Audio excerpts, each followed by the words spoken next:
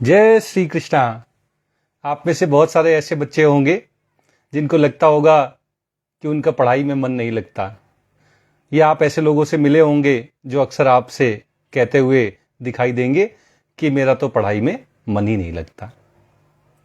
क्या कभी आपने इस विषय पर विचार किया है कि क्यों नहीं लगता पढ़ाई में मन? अगर आपको कोई बीमारी होती है तो आप उसका इलाज तो कराते ही हैं, तो ये भी कहीं एक बीमारी तो नहीं है? अगर आपको कोई समस्या होती है तो आप उसका समाधान भी खोजते हैं। तो क्या इस समस्या का भी समाधान खोजने का आपने कभी प्रयास किया है? क्या आपने कभी सोचा कि मेरा पढ़ाई में मन नहीं लगता, इसके पीछे क्या कारण है, इसको मैं जानूं, उसके ऊपर काम करूं और उस कारण का निवारण मैं खोज लूं? क्योंकि पढ़ना तो आपको पड़ेगा। अगर आपका लक्ष्य है, आपको कुछ बनना है, आपको कुछ गोल अचीव करना है, तो पढ़ाई आपके पास एकमात्र साधन है। एक कारण पढ़ाई में मन न लगने का यह भी हो सकता है कि आपका अभी तक कोई क्लियर गोल नहीं है, आप अभी भी भटक रहे हैं। किसी दोस्त ने कहा कि वो एसएससी की तैयारी कर रहा है, तो आपने भी कहा हाँ चलो मैं भी एसएससी की तैयारी करता हूं। कोई बोला नहीं मुझे तो एनडीए सीडीएस की तैयारी करनी है, मुझे तो एयरफोर्स आर्मी नेवी में जाना है, मुझे तो पैरामिलिट्री में जाना है, पुलिस में जाना है। आपने भी कहा चलो मैं भी चलूंगा। किसी ने कहा मुझे लॉयर बनना है, आपने कहा हाँ भाई मैं भी लॉयर ही बनूंगा। अब किसी ने कहा कि मुझे तो बैंकिंग सेक्टर बड़ा अच्छा लगता है, इंश्योरेंस कंपनियों में जाना है, तो आपने भी सोच लिया कि मैं भी यही करूंगा। आप भटक रहे हैं, आपने अपना कोई लक्ष्य निर्धारित नहीं किया कि मेरे हिसाब से जैसा मैं इंसान हूं, किस क्षेत्र को मैं चुनूं, किस नौकरी को मैं करूं। अभी तक आपने यह सुनिश्चित नहीं किया है। क्लियर गोल का ना होना आपके पढ़ाई में मन न लगने का एक बड़ा कारण हो सकता है, क्योंकि आपको पता नहीं क्या करना है, कैसे करना है, कब करना है, कब तक का मुझे अपने आप को टाइम देना है कि इतने साल में तो मुझे ये गोल अचीव कर ही लेना है, और क्यों करना है। अपने लिए, अपने माता पिता के लिए, अपने भाई बहन के लिए, अपने नाते रिश्तेदारों के लिए, अपने दोस्तों के लिए, किसके लिए मुझे, क्यों मुझे कुछ बनना है, क्यों मुझे पढ़ना है। अभी तक आपने इन क्वेश्चंस के आंसर नहीं खोजे। ये क्या, कब, कैसे और क्यों, इनमें छुपा है आपके पढ़ाई में मन ना लगने का कारण। कई बार हम शादियों में जाते हैं, दूल्हा दुल्हन की बड़ी अच्छी फोटो खींचते हुए, बहुत अच्छे वीडियो बनाते हुए वीडियोग्राफर हमें दिखता है। क्या हो अगर वीडियोग्राफर का फोकस दूल्हा दुल्हन पे ना होके दुल्हन की बहन पे हो? उसने फोटो तो बहुत अच्छी खींची, उसने वीडियो तो बहुत अच्छे खींचे, लेकिन उसमें दूल्हा और दुल्हन दोनों ब्लर थे, और जो साली साहिबा थी, दुल्हन की बहन थी, उनकी फोटो एकदम क्लियर थी। क्या कारण था? कारण था फोकस। फोकस कहां है यह निर्धारित करता है कि आप अपने लक्ष्य तक पहुंचेंगे या आप चूक जाएंगे। जब अर्जुन अपने लक्ष्य को भेद रहे थे, मछली की आंख पर उनको निशाना लगाना था, तो उनको केवल मछली की आंख दिख रही थी, जबकि बाकी के सारे पांडव भी वहां थे, कौरव भी वहां थे, वे भी निशाना लगाने के लिए आए थे, लेकिन वो चूक गए थे। क्यों? क्योंकि उनका ध्यान, उनका फोकस मछली की आंख पे नहीं था।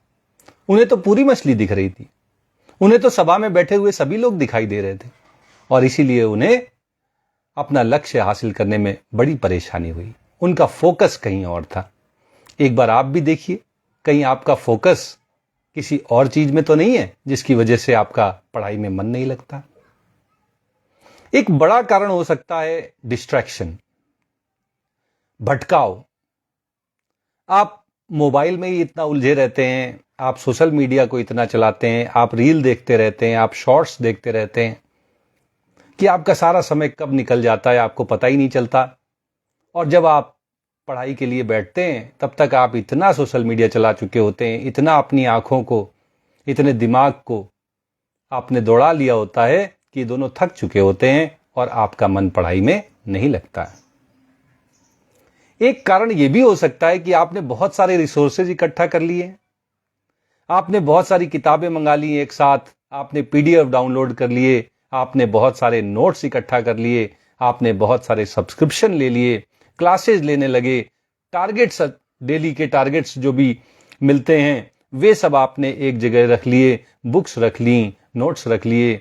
अब आपके पास इतना ज़्यादा सिलेबस हो गया, आपके पास इतना कुछ पढ़ने का हो गया कि अब आपका मन नहीं लगता। आप डर रहे हैं कि अरे इतना कुछ कैसे कर पाऊंगा, और इस बोझ के नीचे आपका जो दिमाग है वो कहीं ना कहीं दबाव में आकर कहता है मेरा तो मन ही नहीं लगता। आप बहुत जल्दी में, आप जानते हैं कि आपको कुछ नहीं आता, लेकिन आप सोच रहे हैं कि मुझे तो भाई अब इस 2 महीने में ही जो एग्जाम है इसी को निकाल लेना है। ऐसे प्रैक्टिकल जो चीजें नहीं है, अगर आप उनको लेके चलते हैं, दिन रात एक कर दे रहे हैं कि बस 2 ही महीने में मुझे तो अचीव कर लेना है, तो आप दिमाग को ओवरबर्डन कर रहे हैं। वो जल्दी ही थक जाएगा और आपके सामने सरेंडर कर देगा, चारों खाने चित्त हो जाएगा, वो कह देगा मेरा तो पढ़ाई में मन नहीं लगता। एक कारण यह भी हो सकता है कि आप पढ़ते तो हैं लेकिन समझते नहीं हैं, नोट्स तो खूब बनाते हैं लेकिन रिवीजन नहीं करते। आप रीड तो बहुत करते हैं लेकिन रिकॉल कभी नहीं करते, और इस वजह से आपकी सारी पढ़ाई जो है वो रिजल्ट के रूप में नहीं आती, और आपको लगता है कि अरे यार पढ़ता तो बहुत हूं लेकिन लग रहा है कि ये सही नहीं है, मन नहीं लगता। और इस तरह आप पढ़ाई में मन न लगने की शिकायत करते हैं।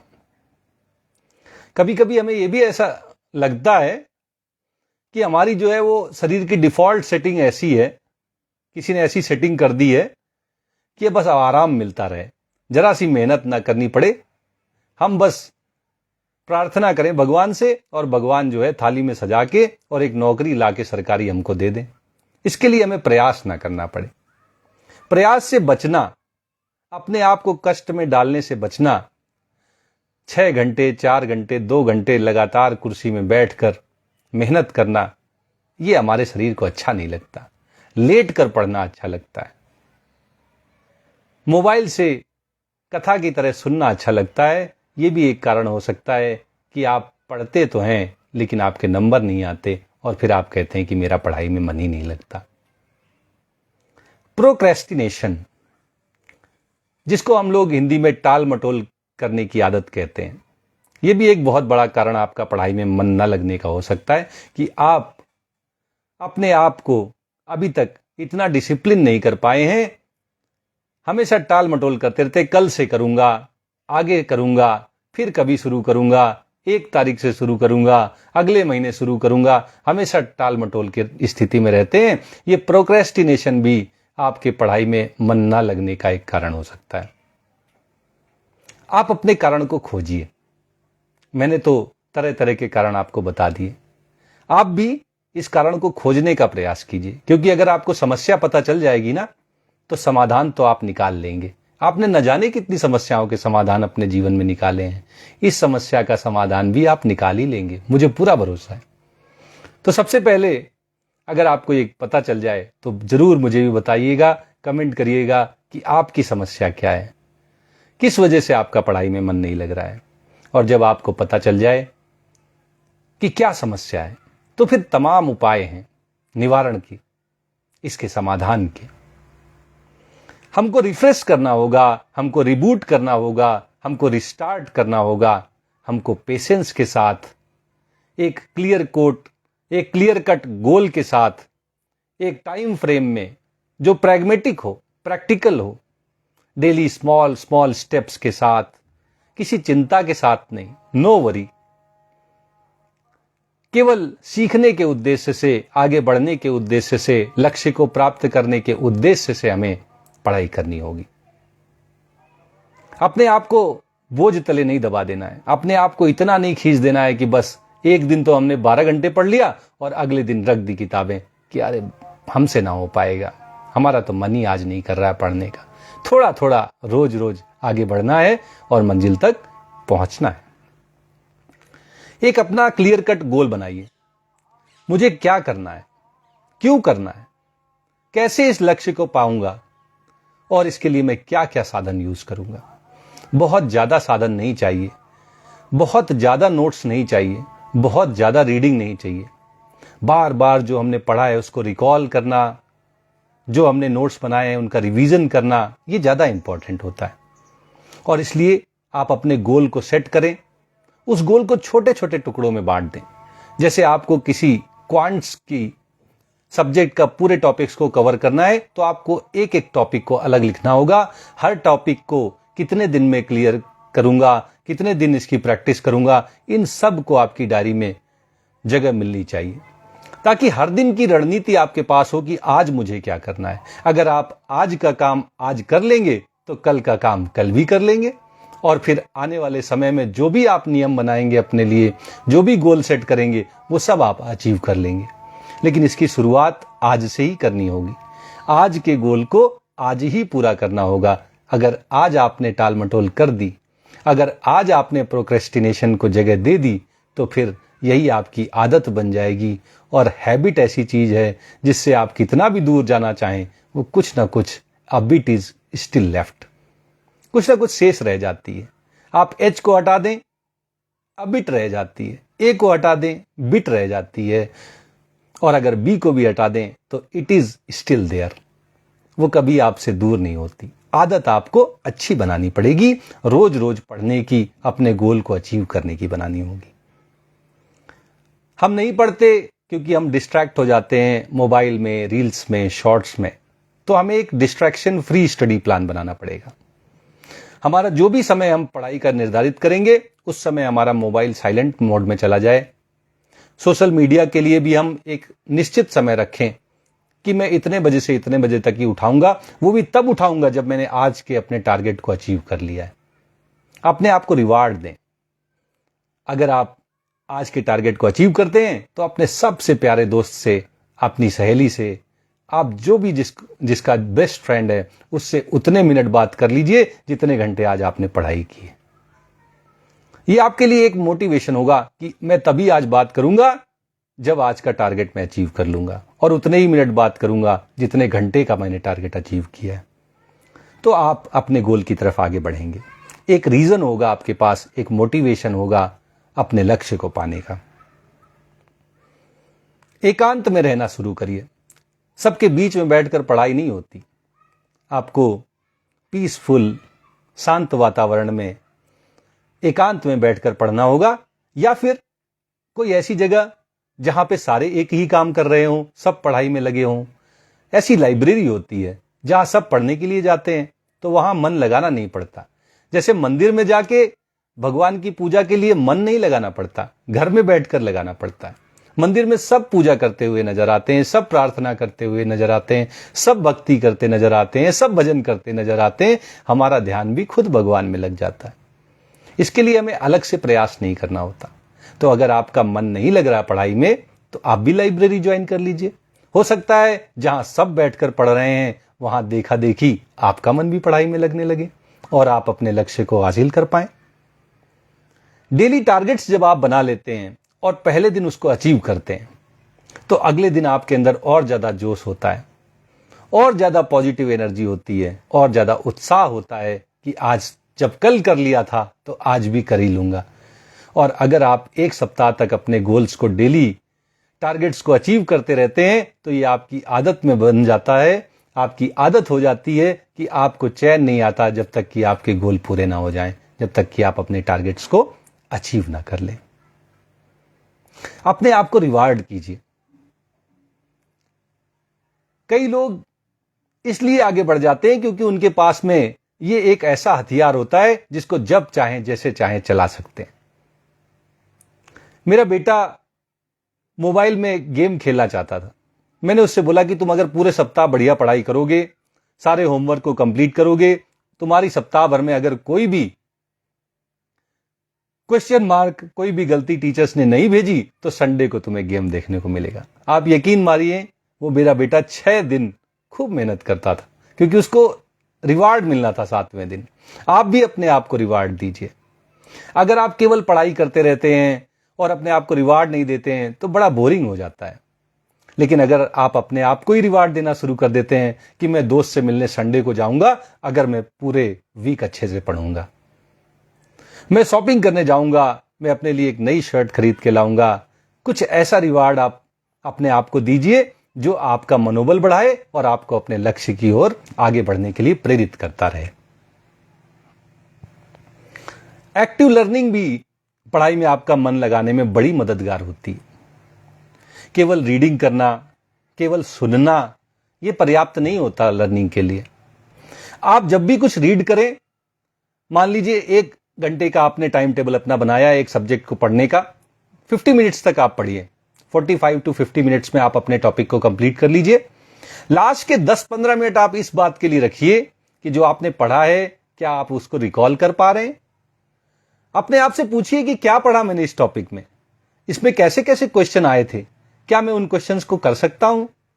अगर आप उसको रिकॉल करेंगे पढ़ने के बाद तो वो आपकी मेमोरी में बहुत ही पावरफुल तरीके से आ जाएगा और वो कभी आपकी याददाश्त मिटेगी नहीं। इसी तरह आप जो नोट्स बनाते हैं उनको भी रिवाइज करते रहिए। आज अगर आपने नोट्स बनाया है तो 2 दिन बाद उसको पढ़िए, फिर 1 सप्ताह बाद फिर से पढ़िए, फिर 1 महीने बाद फिर से रिवीजन करिए। अगर आप ये सिलसिला जारी रखते हैं तो आपका लिखा हुआ बार बार पढ़ने से आपके मस्तिष्क में आ जाएगा। नहीं तो किताबें तो न जाने कितनी हमारे घरों में रखी हैं, लेकिन वो हमारे दिमाग में नहीं आ पाई। और जो नॉलेज किताब में है वो हमारे किसी काम का नहीं है। हमारे काम का बस उतना ही नॉलेज है जो हमारे दिमाग में आता है। केवल पढ़ने से नहीं होगा। अच्छी पढ़ाई हो, याद अच्छा रहे, इसके लिए एक हेल्दी माइंड की आवश्यकता होती है। और मस्तिष्क हेल्दी तभी रहेगा जब आप हेल्दी लाइफस्टाइल रखते हैं। अगर आप बहुत तला भुना खाते हैं तो वो आपको फायदा नहीं करेगा। अगर आप बहुत ज्यादा खा लेते हैं तो पेट इतना भर गया कि अब आपको नींद आने लगी, आलस्य आने लगा, तो पढ़ाई कैसे होगी। थोड़ा खाना है, थोड़ा घूमना है, थोड़ा मेडिटेशन करना है, थोड़ा योगा करना है, थोड़ा प्राणायाम करना है, थोड़ा ओम का जाप कर लेना है। इस तरह माइंड को भी हेल्दी रखेंगे तो हमारा पढ़ाई में जरूर मन लगेगा। और एक साथ 4 घंटे 6 घंटे की पढ़ाई मत करिए। अपने दिन को 4 भागों में, 8 भागों में, जैसा भी आप उचित समझें, छोटे छोटे सेशंस में बांट कर पढ़ाई कीजिए।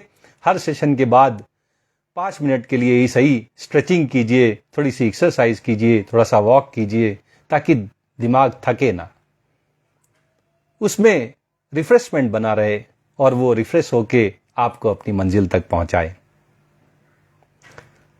पढ़ाई में मन लगे, इसके लिए कंसिस्टेंसी बहुत जरूरी होती है, डिसिप्लिन बहुत जरूरी होता है। अगर आप एक दिन नहीं पढ़ेंगे तो आप 1 सप्ताह पीछे चले जाएंगे, क्योंकि कहीं ना कहीं वो आपको टाल मटोल की आदत दे देगा और उसको ओवरकम करने में फिर आपको 1 वीक लग जाएगा। इसलिए बिना किसी नागा के रोज आपको पढ़ाई करनी है।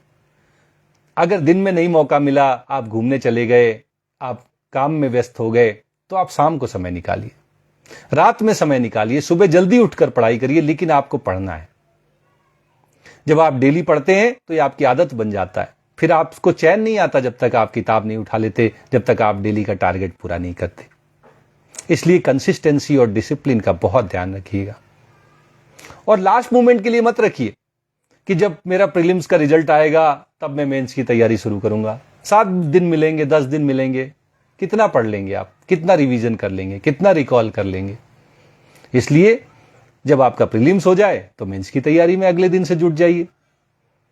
डेली जो थोड़ा थोड़ा काम करते हैं आप, थोड़ा थोड़ा छोटे छोटे कदमों से आगे बढ़ते हैं, वो बड़े बड़े कदमों से लास्ट मोमेंट में ली गई जो आपकी बड़े बड़े स्टेप्स हैं उनसे कहीं ज्यादा इफेक्टिव होता है, वो आपके लिए ज्यादा फायदेमंद होता है। इसलिए रोज आपको बिना किसी नागा के, बिना किसी डाइवर्जन के रोज आपको पढ़ना है, थोड़ा थोड़ा पढ़ना है, रोज पढ़ना है। अच्छा, कई बार बोरिंग चीजें भी हो जाती हैं, जैसे टीचर पढ़ा रहा है, आपको नहीं समझ में आ रहा है, तो अपनी क्रिएटिविटी उसमें थोड़ी ले आइए। अगर आप क्रिएटिविटी के साथ पढ़ना शुरू करते हैं तो पढ़ाई में बड़ा मन लगता है, मजा आने लगता है पढ़ने में। आप अपनी खुद की ट्रिक्स बना लीजिए, आप निमोनिक्स का यूज कर लीजिए। जैसे मैं कई बार आज के इस लेक्चर में प्रोक्रेस्टिनेशन यूज करता हूं, वर्ड टाल मटोल जिसको कहते हैं। जब मैंने इस वर्ड को पहली बार याद किया था तो मैंने कहा था प्रोक्रेस्टिनेशन, मतलब ऐसा देश जहां सारे प्रोएक्टिव लोग क्रैश हो गए। मतलब सारे के सारे जो काम करने में एक्सपर्ट थे, जो पहले से रणनीति बनाकर चल रहे थे, वो सारे क्रैश हो गए, वो सब खत्म हो गए। तो ऐसे देश में कौन बचा? वही बचा जो टाल मटोल करता है। और इस तरह मैंने इस शब्द को याद किया था। आप भी निमोनिक्स का यूज कीजिए, अपने कुछ अनुभव उसके साथ जोड़ लीजिए, उस वर्ड को तोड़ मरोड़ कर अपने हिसाब से उसकी मीनिंग को ले आइए और वो आपके लिए हमेशा के लिए यादगार हो जाएगा। डायग्राम्स बना लीजिए, माइंड चार्ट बना लीजिए, माइंड मैप्स बना लीजिए। किसी तरह अपनी पढ़ाई को इंटरेस्टिंग बनाने के लिए अपना जो भी आपका तरीका है उसको आप अपना लीजिए। कई बार तो मैं क्या करता हूं पढ़ाई के समय कि जो सॉफ्ट टॉयज होते हैं, टेडी बियर, इन सबको बगल में बिठा लेता हूं। पहले तो खुद पढ़ लेता हूं, फिर इन सबको पढ़ा देता हूं। जब आप किसी चीज को पढ़ाते हैं ना किसी को, तो वो ज्यादा दिमाग में बैठ जाती है। आप भी ऐसा कुछ करिए, अपने मोबाइल को पढ़ाइए, अपनी तकिया को पढ़ाइए, कुशन को पढ़ाइए, सॉफ्ट टॉयज को पढ़ाइए किसी ना किसी को। इससे आपका कॉन्सेप्ट ज्यादा क्लियर होगा और जब कॉन्सेप्ट क्लियर होने लगता है तो पढ़ाई में अपने आप मन लगने लगता है। और सबसे ज्यादा जो जरूरत है वो टाइम मैनेजमेंट की है।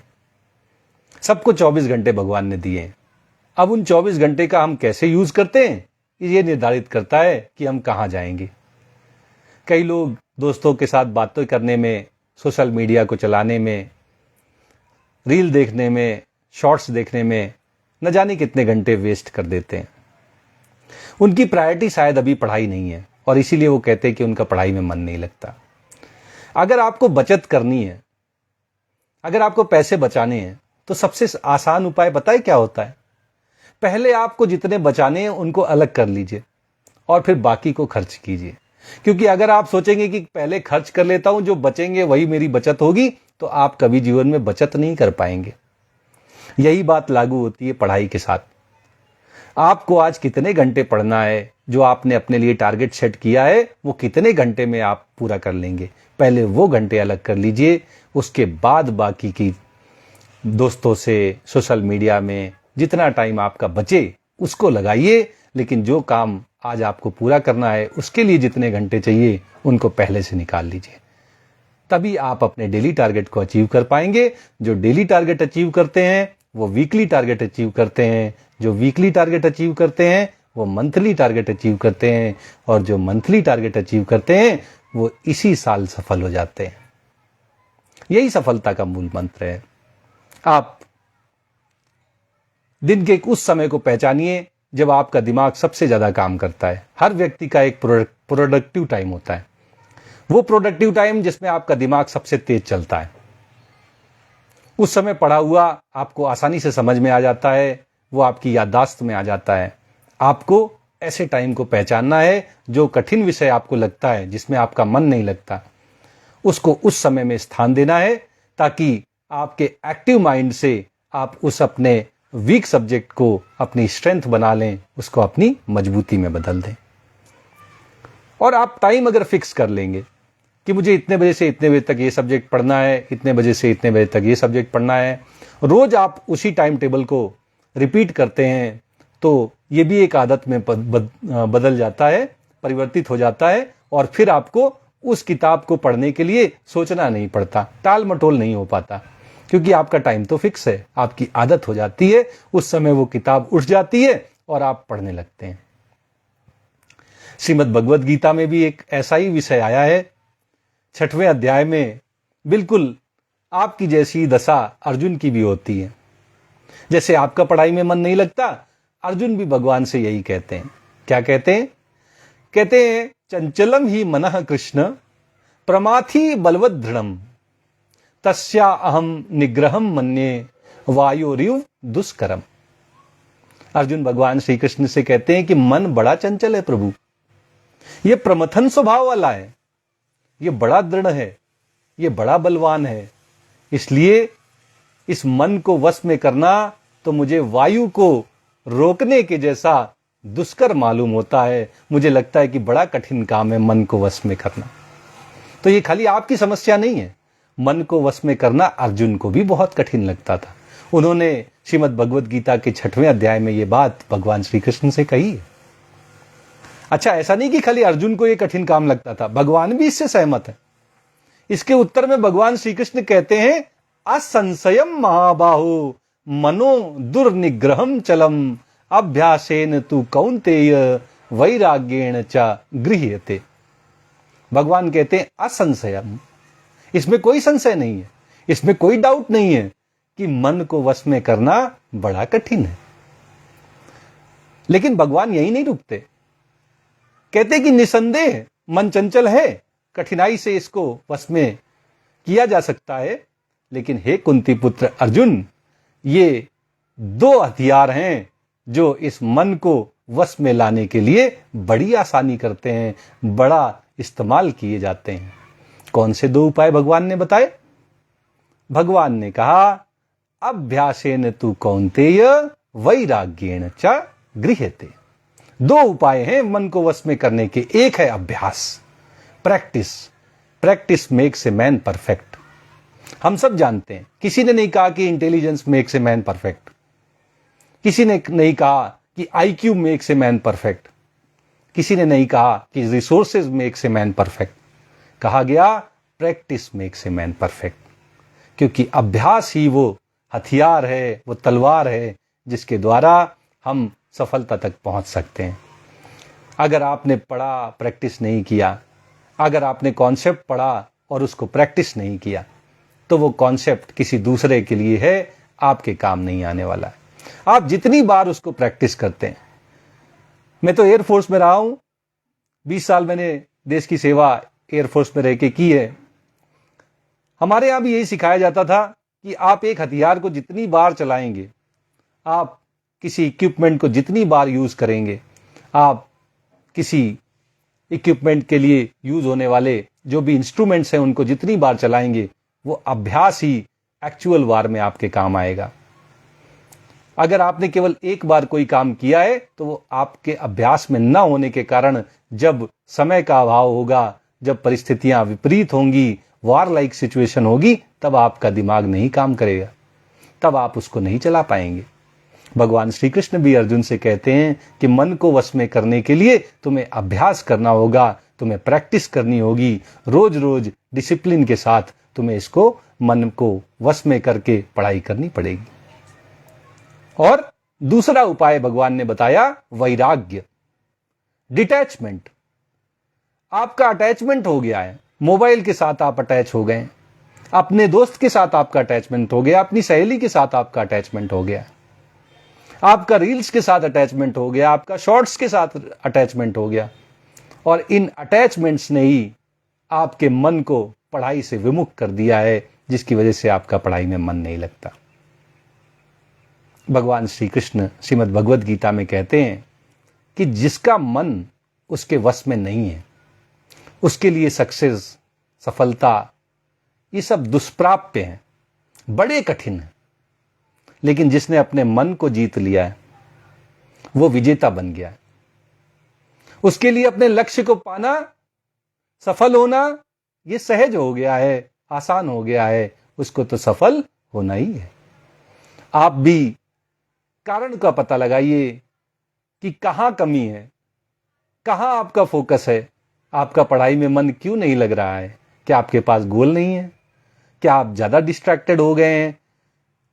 कहीं ऐसा तो नहीं है कि आपने ज्यादा रिसोर्सेज इकट्ठा करके अपने मन को बोझ तले दबा दिया है?